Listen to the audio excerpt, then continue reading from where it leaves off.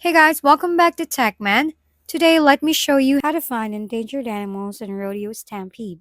Finding endangered animals in Rodeo Stampede requires some patience, as these creatures are rare and appear later in your runs. Typically, you'll start encountering them once you progress beyond 2,000 meters and a level.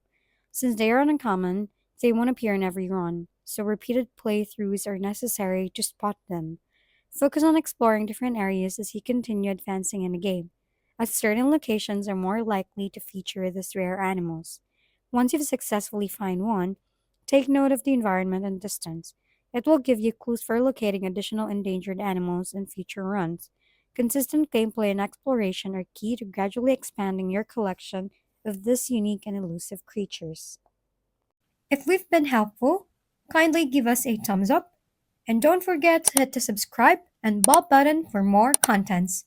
For any questions and suggestions, comment down below.